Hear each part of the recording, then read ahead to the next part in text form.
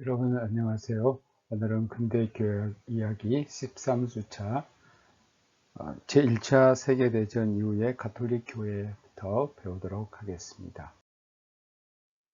제1차 세계대전 이후 가톨릭 교회입니다. 제1차 세계대전 이후 가톨릭 교회는 현대적 가톨릭주의로 표시될 수 있습니다.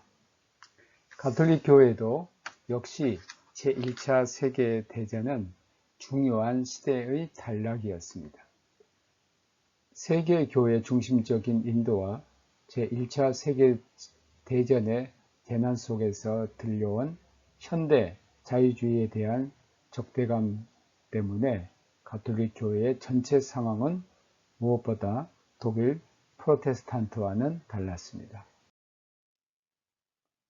제1차 세계대전 이후 가톨릭 주의는 무엇보다 교황 피우스 1세, 11세가 중요합니다. 1922년부터 1939년까지 교황으로 재임하셨습니다. 많은 협약들이 체결되었습니다. 예를 들면 1933년 로마와 히틀러의 제국협약, 또 라테란 협약, 1929년 이탈리아 국가와 교회 외적으로 우호적인 협약을 했습니다. 이 라테란 협약으로 교황은 과거 교회령 상실을 받아들입니다. 과거에 로마 교황이 다스리던 이탈리아 영토가 상당히 있는데 그 영토를 이제 다 상실한 것을 받아들입니다. 그러한 그 영토를 상실한 것을 받아들인 그 대가로 거액과 바티칸시를 그의 영토로 받습니다. 그래서 사실 이 라테란 협약으로 오늘날 교황청이 있는 그 영토가 로마 안에 바티칸시로 이제 제한이 되었습니다. 가톨릭은 이것을 명확히 하기 위해서 파시스트 이탈리아와 나치 독일을 포함한 여러 나라와 협약을 맺었습니다. 그래서 오랜 사이의 그런 분쟁이 파시스트 이탈리아와 종결이 되고 바티칸시의 완전한 주권을 인정받게 됩니다. 피우스 11세는 활동적인 가톨릭 교황이었습니다. 또 성직자 지도 아래 평신도의 활동을 통해서 가톨릭의 전체적인 사회적 생활에 충격이 가해졌습니다. 가톨릭의 활동은 제1차 세계대전 후 자의식적이고 강력한 행동적인 가톨릭주의를 증명했습니다. 다양한 단체와 연맹기구가 넓은 지역으로 가톨릭 교회의 영향력을 촉진했고 수준이 높은 호흐란트 같은 잡지가 가톨릭 활동을 뒷받침했습니다. 평신도 활동은 특히 가톨릭 청년 운동에서 구아디니가 주도적인 역할을 한 하나의 종교적 갱신 운동에서 두드러집니다. 또 가톨릭 학생연맹과 가톨릭 노동단체는 가톨릭 평신도의 활동을 촉진했습니다. 이건 구아디니의 그러한 폭넓은 활동입니다. 가톨릭 활동의 본질은 구아디니의 교회 의미에 대해서 1922년 마인츠에서 나온 작품인데 이 글에 특히 잘 나타나 있습니다. 수도원 생활 역시 상당한 부흥을 맞아서 수도원의 봄이라고 할 수 있었습니다. 자의식적인 독일 가톨릭 주의는 1931년 뉘른베르크 가톨릭 교회의 날에 드러나 있습니다.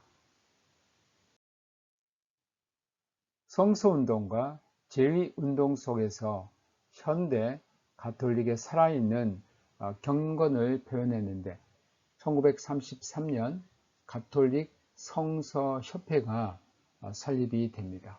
그래서 성서와 그것의 이해에 대한 보급과 촉진이 성서 운동을 통해서 상당히 활발해졌습니다.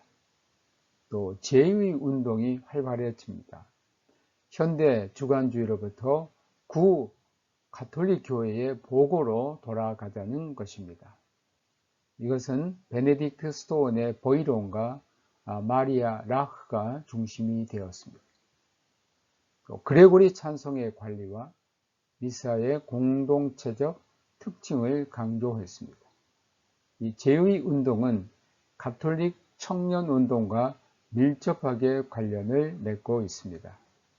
구아티니의 작품 제의 정신에 대해서 1918년, 또 피우스 12세의 제의 백성인 하나님의 중재자에 나타나 있습니다.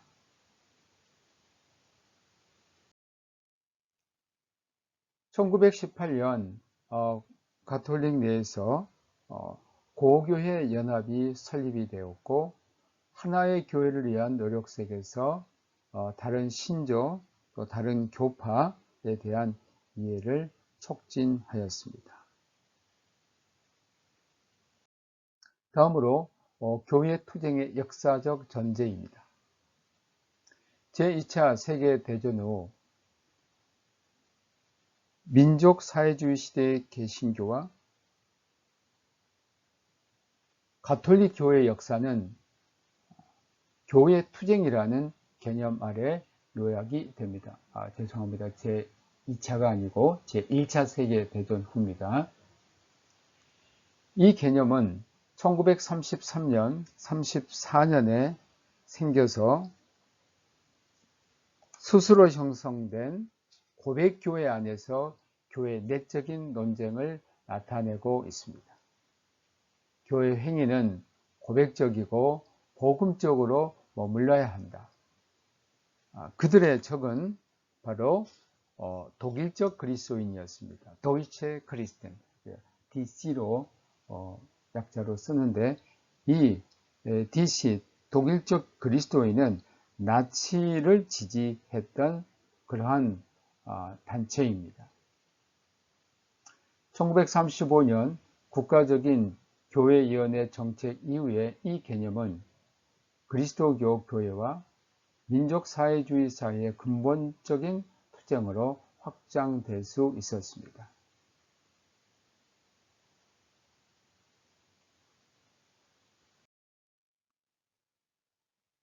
바이마르 공화국의 또한 역사적인 전제도 있습니다.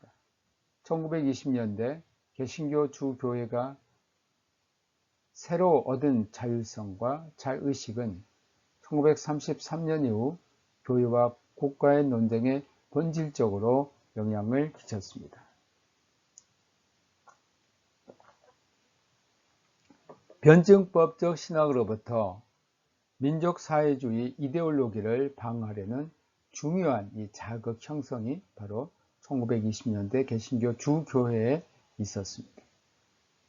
민족사회주의 운동은 바이마르 공화국 말기에 개신교 주민들과 목사층에서 지지자들이 점증했습니다.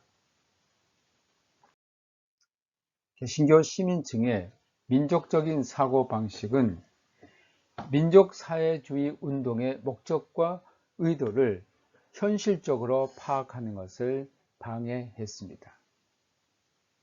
그러니까 독일 안에서 이러한 민족적인 사고방식이 결국은 민족사회주의 운동이 무엇이라는 그 진면목을 파악하는 것을 방해했습니다.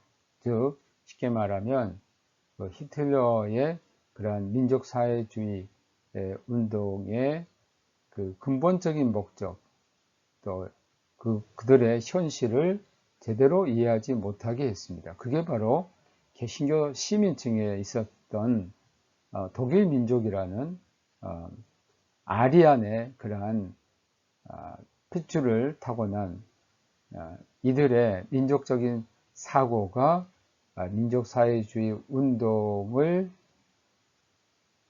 방조했거나 또는 그 민족사회 사회주의 운동을 지지했던 겁니다. 귄터 데네 사건에 대해서 말씀드립니다. 베를린 목사 귄터 데는 교회와 민족들의 화해라는 그의 강연에서 민족적으로 기울어진 프로테스탄트에 대해서 강력하게 공격했는데 1931년 할레 대학 신학교수로 그를 초빙하려 할 때 학생 수요가 일어났습니다. 귄터 데는 이 민족 사회주의 운동이 위험하다. 여기에 대해서 이제 경고를 했는데 오히려 이 경고를 반대하여 할레 대학 신학 교수로 그를 초빙하려 할 때 오히려 학생들이 반대를 한 겁니다. 그러나 개신교 교회의 중요한 소수만이 의식적으로 민족사회주의의 이데올로기를 거절했습니다. 그러니까 이 민족사회주의가 얼마나 위험하다는 것을 거절했던 사람들은 독일 그 개신교 안에서 소수였다는 겁니다. 그들은 민족사회주의 이데올로기를 거절했던 그들은 바로 종교사회주의자들, 라데 주변의 자유주의자들, 변증신학자들, 카이바르트를 중심으로 한 신학자들입니다. 그리고 루터교 신학자 헤르만 자세, 그리고 교회 대표부 이원 빌헬름 폰 페치만 등이었습니다. 가톨릭 교회에서는 민족사회주의 노동당에 대한 거절하는 견해가 우세했습니다. 가톨릭에서는 나치당, 이것이 이제 민족사회주의 노동당입니다. 여기에 대해서 거절했습니다. 정치적 정당으로서 중앙당의 존립은 정치적인 논쟁에 대해 유리하게 영향력을 끼쳤습니다. 사실 가톨릭은 그 정치적인 정당이 형성되어 있었고, 이러한 정치적인 정당인 가톨릭의 중앙당에서 이 민족사회주의 노동당을 이제 거절했던 겁니다. 세 번째로 1933년 이전 민족사회주의 운동입니다. 히틀러의 등장입니다. 이 히틀러는 이중적인 세계관을 가지고 있었고, 유대인에 대한 아리안족의 투쟁, 즉 게르만족의 그 우성의 인자를 가진 게르만족의 투쟁, 또 악의 원리에 대한 선의 투쟁은 민족사회주의 노동당 정책을 본질적으로 규정했습니다. 히틀러의 반셈족주의, 반셈족주의라는 것은 반유대인주의입니다. 이 반셈족주의는 그 정당의 정책에 대한 근본적인 추동력이었습니다. 그 정당의 교회 정책은 먼저 교회에 대해서 전략적으로 설정된 중립을 추구했습니다. 1920년 그 정당 프로그램의 제24조는 다음과 같습니다. 정당 그 자체는 긍정적인 그리스도교의 관점을 대변한다라고 했습니다. 그러니까 여기에서 보면 그 민족사회주의 노동당이 기독교의 관점을 대변한다는 매우 호의적인 그런 내용을 담고 있었습니다. 1930년 9월 민족사회주의 노동당이 선거에서 승리를 했습니다. 민족사회주의 정당의 교회 친화적인 입장이 강화가 되었고, 민족사회주의자들은 교회 토대에 대한 교회 지배권을 빼앗으려고 했습니다. 1932년 봄 베를린 목사 호젠펠더에 의해서 독일적 그리스도인가 나왔었죠. DC, 도이체 크리스텐이 세워졌습니다. 이 독일적 그리스도인의 기본 방향은 민족사회주의 이데올로기 위에서 개신교 주정부교회를 개신교 제국교회로 결성시키라는 겁니다. 그러니까 당시 개신교의 주정부교회가 28개가 있는데 이것을 다 통폐합해가지고 하나의 개신교 제국교회로 결성시키려는 것입니다. 그래서 1932년 프로이센 교회 선거에서 독일적 그리스도인이 모든 의석의 3분의 1을 차지하게 됐습니다. 네 번째로 히틀러의 교회 정책과 개신교 제국교회 관철입니다. 히틀러의 교회 정책은 먼저 국가와 교회 획일화가 목적입니다. 이것은 기독교를 하나의 독립된 제국 안에서 독립적인 활동을 보장하는 것이 아니고 제국 안에 편입시켜서 기독교를 완전히 장악하고 결국은 궁극적에 가서는 기독교를 없애려는 운동이었습니다. 정당과 히틀러 자신의 정책은 늦어도 1938년 이후에 분명해집니다. 그 목적은 독일 교회와 그리스도교를 파멸하는 데 있었습니다. 국가적인 교회 정책은 반대로 국가의 감독하에 교회 실존을 고려했습니다. 1933년 3월 21일 제국의회가 개원이 됐습니다. 이후 히틀러는 1933년 3월 23일 그의 정부 선언에서 새로운 국가에서 교회를 상당히 안정시켜 줍니다. 그리고 1933년 7월 8일 히틀러 바티칸 제국 협약이 맺어집니다. 이것은 이미 1929년 라테란 협약에서 교황청이 이 제국 이탈리아에 상당히 많은 영토를 다 포기하고 바티칸 시국을 이제 교황청의 영토로 인정을 받으면서 상당한 돈을 받고 또 그 교황의 영토가 축소가 됩니다. 그래서 그 당시 여러 나라들과 이렇게 협약을 맺음으로써 바티칸 시국의 그런 독립을 보증받으려는 그런 의미에서 이탈리아 파시스트와 이제 협약을 물론 맺었지만 그 주변의 나라들과도 이제 협약을 맺은데 히틀러와 1933년에 바티칸 제국 협약을 맺습니다. 이것은 가톨릭 교회에게 법적인 안전을 의미했습니다. 국가는 그들을 총체적으로 승인했는데 특히 학교 정책에서 학교에서 가톨릭의 그런 종교 교육을 할 수 있다는 것을 승인해 준 겁니다. 히틀러는 중앙당의 폐지와 함께 중요한 국내 정치의 목적을 달성합니다. 가톨릭의 중앙당이 이제 독일에서 폐지가 되고 이제 자신의 정치적인 목적을 달성하는데 제국 협약은 외교적으로 새로운 국가의 정돈된 교회 정책이라는 인상을 주게 됩니다. 제국교회는 28개의 개신교 주교회에 대한 정치적인 목적을 달성하려고 하는데 독일적 그리스도인은 히틀러의 권력 장악 이후 이 목적을 위해서 강력하게 일하게 됩니다. 그러니까 이 28개 각 독립된 독일 안의 개신교 주종부 교회를 다 해체하고 하나의 그 히틀러의 제국에 있는 하나의 제국교회로 만들려는 것입니다. 주교회 안에서 역시 하나의 제국교회에 대한 대중적인 요구가 있었습니다.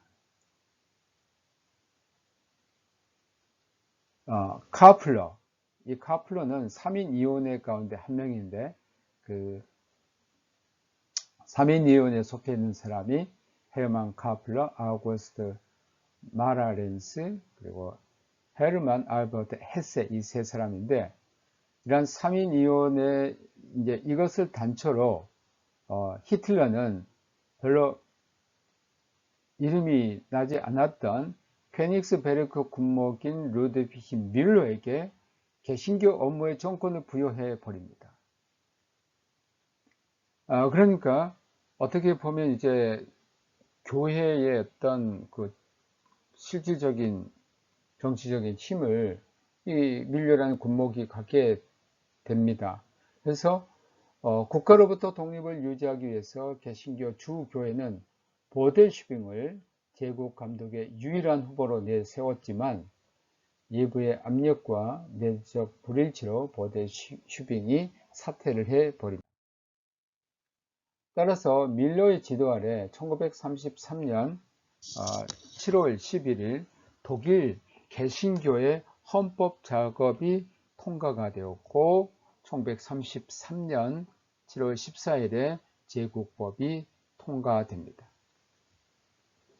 1933년 7월 23일 제국교회 선거가 있었는데 독일적 그리스도인이 히틀러 지원으로 절대 과반수를 획득하게 됩니다. 그러니까 사실 이제 히틀러를 지지하는 사람들이 교회를 이제 장악하게 된 겁니다. 1933년 9월 27일 비텐베르크 국민총회에서 밀러가 제국 감독으로 선출이 되었습니다.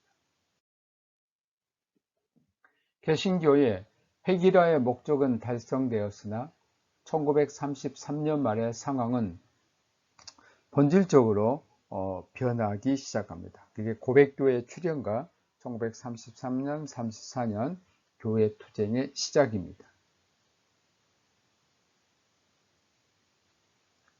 민족사회주의 국가의 획일화 정체에 대항하는 개교회 운동과 목회자 운동으로부터 고백교회로 발전이 됩니다. 그러니까 이렇게 히틀러를 지지하는 사람들이 교회에 칠권을 잡게 되자 이래서는 안 되겠다라는 이런 반대하는 사람들의 운동이 일어났는데 그게 바로 이제 고백교회라고 할 수 있습니다. 이 고백교회는 세 가지 뿌리를 갖고 있는데 첫째는 칼 바르트의 새로운 변증 신학입니다.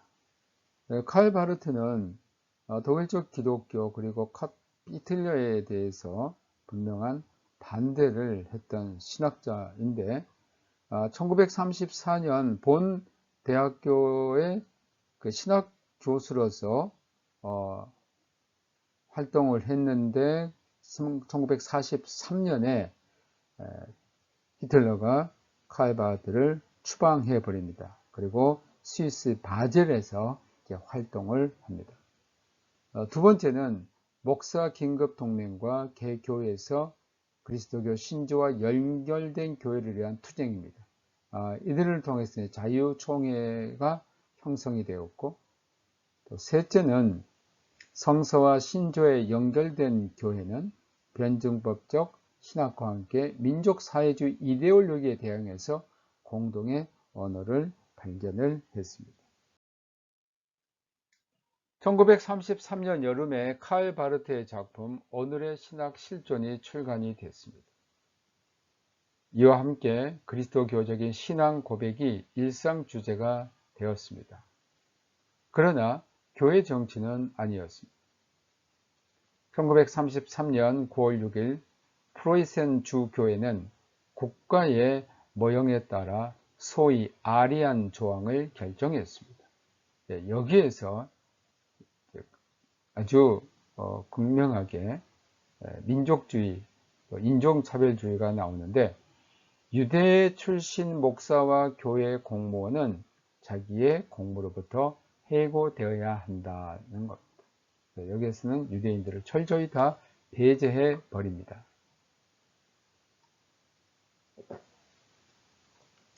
1933년 9월 말 개신교회 목사인 뉴멜러는 목사 긴급 동맹을 결성했습니다. 구성원들은 성서와 신조에 유일하게 의무를 지고 있다는 겁니다. 히틀러의 이러한 독일 기독교의 제국교의 아리안 조항은 신조의 구체적인 손상을 의미한다는 겁니다. 이러한 뉴멜러의 목사 긴급 동맹의 짧은 기간에 독일 목사의 거의 과반수인 7,000명 이상의 구성원이 됩니다. 이에 대해서 이제 반대파들의 운동이 시작됐는데 1933년 11월 13일 베를린 슈퍼르트 광장에서 독일적 그리스도인의 시위 집회가 있었습니다. 이들은 구약 성서와 바울의 유대적 신학에 대한 폐지를 요구했습니다. 그러니까 구약 성서를 기독교에서 빼버리고 바울이 말하는 유대적인 그 신학은 폐지돼야 된다. 이에 대한 반동은 독일적 그리스도인으로부터 폭넓게 벗어난다는 것입니다. 철저히 민족주의적인 또 인종차별주의적인 그런 신학, 잘못된 신앙과 사고가 여기에 있었던 겁니다. 그럼에도 불구하고 주교회를 제국교회로 통합하려는 제국 감독의 시도가 있었습니다. 그래서 1934년 여름에 대부분의 주교회가 제국교회로 들어옵니다. 그러나 아직 여기에 동참하지 않는 바이에른, 또 뷰르텐베르크, 하노파의 이 교회 지도부는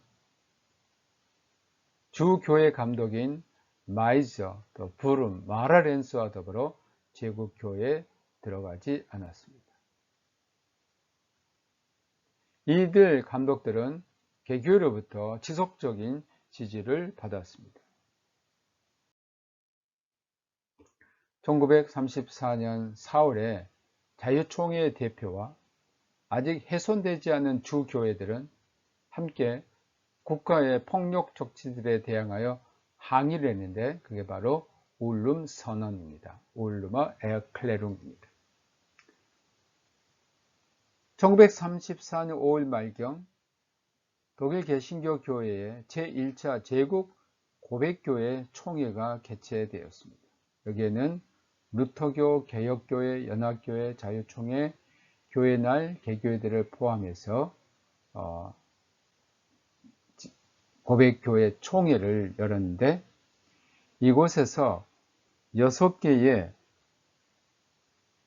주제와 비난들 속에 그리스도교 신앙과 교회의 토대에 대한 신앙 고백을 정리한 신학 선언이 통과되었습니다.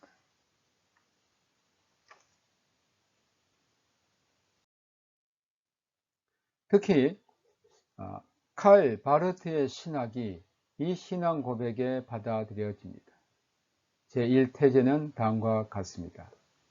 예수 그리스도, 그가 우리에게 성서에서 증언된 것처럼 그것은 우리가 들어야 할 삶과 죽음 속에서 신뢰하고 복종해야 할 하나님의 말씀입니다. 다른 태제들은 계속해서 칭의와 구원의 일치, 교회 안에서 그리스도의 통치, 영도자 원리에 대한 것이고 그리고 국가에 대한 교회의 자유, 교회 선포의 독립을 언급했습니다.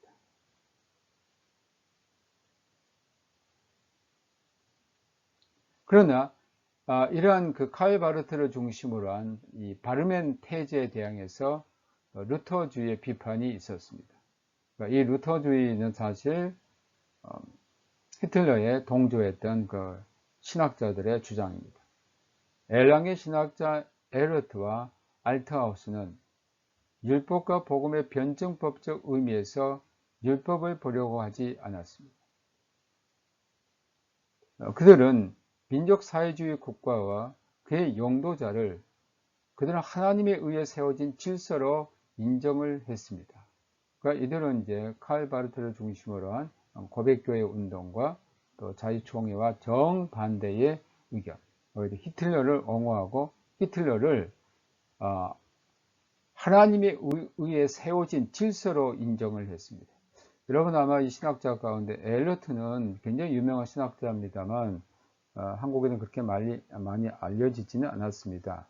알트하우스는, 파울 알트하우스는 굉장히 유명한 신학자입니다.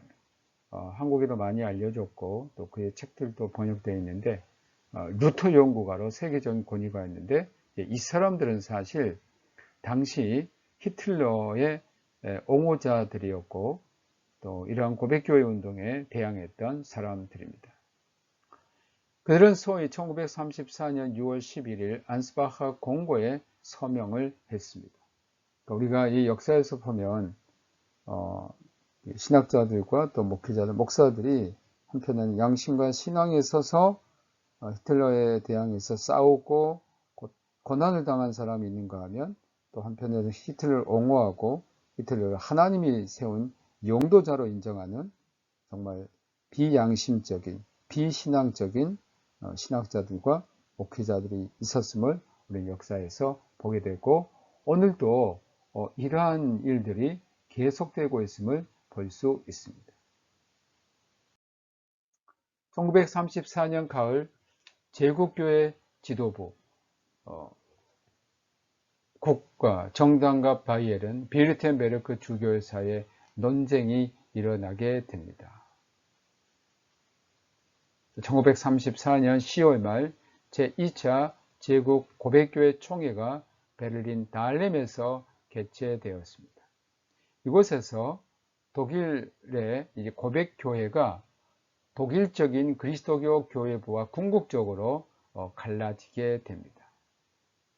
고백교회의 고유한 교회 지도부가 형성됩니다. 이게 바로 형제위원회 브루더 레테입니다.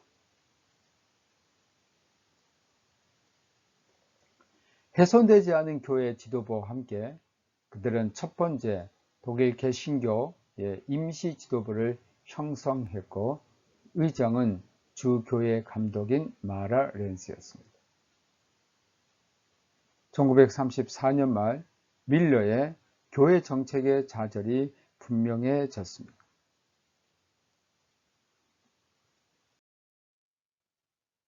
다음으로 1935년과 1939년 사이의 교회 투쟁입니다. 제국교회 계획이 좌절된 후, 그러니까 히틀러는 독일 모든 교회를 하나의 제국교회 안으로 들어오려고 했는데, 그렇기 위해서 이제 밀러라는 군목을 세웠는데, 이제 이게 좌절이 됩니다.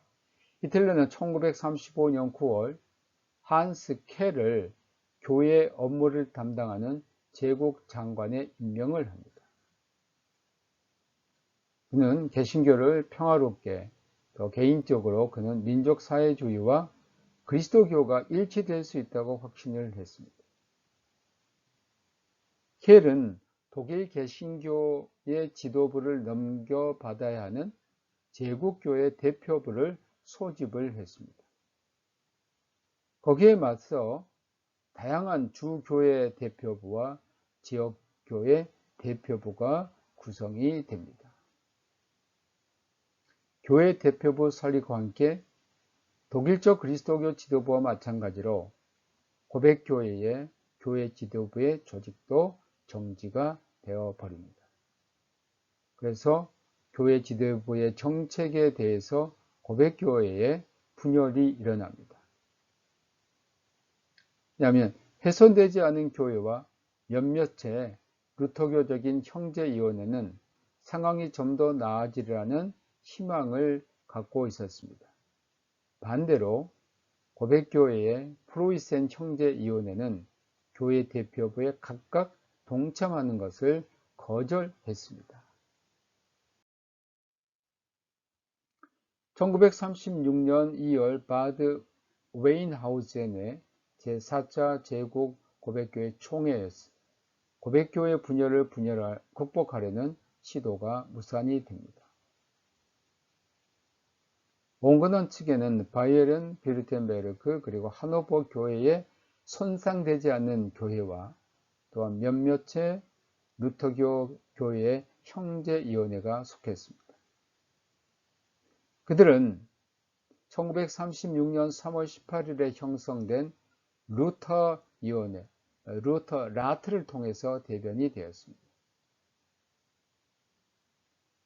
고백교회 급진적인 측인 구프로이센 연합, 또 올덴부르크, 브레멘, 그리고 나사우 헤센 이 교회는 새로 선출된 두 번째 임시교회 대표부에 속했습니다. 그러니까 이제 독일 교회를 위해서 이제 고백교회가 두 개로 이제 분열이 됩니다. 하나는 루터이온회, 이제 여기에 속해 있는 그 교회들은 바이에른, 빌텐베르크, 하노파, 이들은 이제 독일 그리스도인에 의해서 훼손되지 않는 그런 교회들.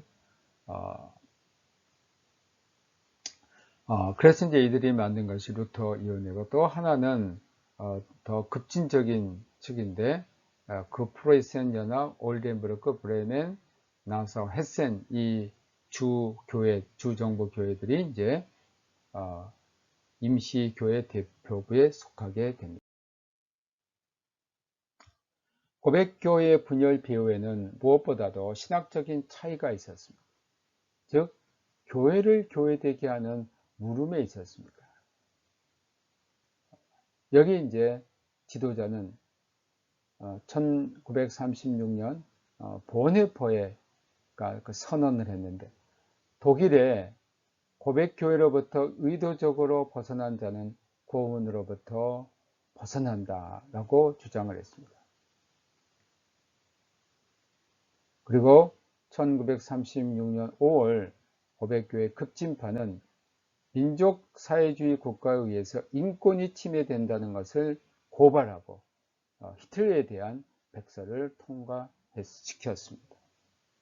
여기 이제 지도적인 인물로 등장하는 사람이 바로 디트리히 본헤퍼입니다.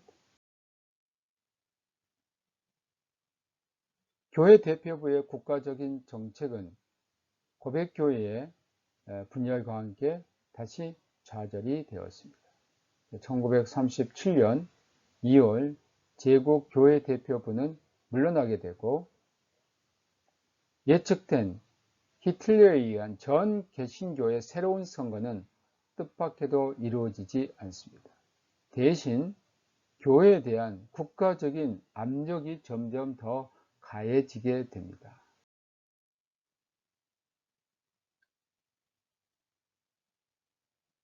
(1937년 3월 14일) 교황의 교서 초미의 걱정과 함께 민족사회주의 종교와 교회 정책에 대해서 교황이 신랄하게 비판을 했습니다. 표는 파멸의 투쟁과 공적 계약의 파괴입니다. 이것은 분명하게 희망의 여지가 없음을 보여주었고, 피우스 11세 교서는 가톨릭 교회를 넘어서 영향을 끼치게 됩니다. 그러니까 교황 피우스 1세도 민족사회주의에 대해서 비판을 하고 더 이상 희망의 여지가 없다. 왜냐하면 이들이 계약을 했는지랑 공적 계약을 다 파기하는 것을 보고 피우스 1세는 여기에 대해서 신랄한 비판을 했고, 이러한 비판이 가톨릭 교회뿐만 아니라 전 기독교계 또 개신교회에도 영향을 끼치게 1938년 2월 내에 교회의 저항의 상징인, 그러니까 당시 독일 내, 독일 밖에 교회 저항의 상징이 바로 베를린 달렘의 목사 니멜러였는데, 이에 대한 재판을 했습니다. 사실 국내적으로 니멜러에 대한 관심이 굉장히 있었습니다. 왜냐하면 니멜러는 공개적으로 히틀러를 비판했기 때문입니다.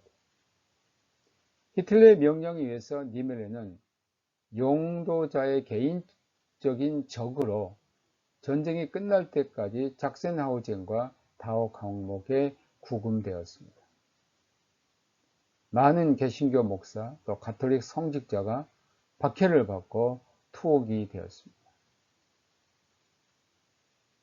결국 보네퍼 목사의 활동적인 정치적 저항은 베를린 테겔의 총무소 프로센베르크에 이제 마지막에 갇히게 되는데, 거기에서 1945년 4월 9일 처형이 되므로 보네퍼 목사는 순교를 하게 됩니다. 여기까지 해서 1935년부터 1939년 사이 히틀러가 등장하면서 독일의 개신교의 그러한 투쟁, 한편으로는 또 투쟁 고백교를 통해서 투쟁하고, 또 하나는 독일 그리스도인 또 제국교회 이러한 기관을 통해서 또 히틀러에 충성하는 이러한 두 가지 모습을 우리가 오늘 배웠습니다. 다음 시간에 계속해서 2차 세계전 동안 교회 투쟁, 또 2차 세계대전 후의 교회, 그리고 2차 세계대전 이후에 가톨릭 교회와 에큐메니컬 운동에 대해서 배우면 오늘 이번 학기에 모든 우리의 일정대로 학기를 마칠 수 있겠습니다. 그리고 여러분들에게 이미 공시를 했는데, 우리가 학기말 고사는 대면으로 한다고 제가 말씀을 드렸습니다. 그래서 학기말 고사는 6월 24일에 치르게 되는데, 오후 3시 30분에 A팀, 또 오후 5시에 B팀으로 치르게 됩니다. 여러분들이 잘 준비하시고, 혹시 시험 2, 3일 전에 발열이 있는 학생은 등교하지 말고 추후 개별적으로 시험을 치르도록 하겠습니다. 범위는 19세기 경건사와 20세기 교회사와 신학사입니다. 객관식으로 시험을 치겠고요. 사지선다형, 단답형, OX, 그리고 오픈북은 아닙니다. 총 시험은 35 문항이 되겠습니다. 여러분들이 지금부터 잘 준비하셔서 학기말고사 잘 치르시기를 부탁합니다. 그리고 우리가 공부하는 제2 피어슨 빌딩 401호에서 치르게 됩니다. 여러분들 꼭 마스크 쓰고 오시고요. 또 예방수칙을 철저히 지키면서 시험을 치르기 때문에 여러분들이 그것을 잘 인식하시고 와 주시기 바랍니다. 저는 그때는 시험을 치를 수 없다라고 생각하는 학생은 저에게 꼭 개인적으로 알려주시기 바랍니다. 개인적으로 치르게 되면 제 연구실에서 혼자 시험을 치르도록 하겠습니다. 네, 여러분 다음 주까지 안녕히 계십시오.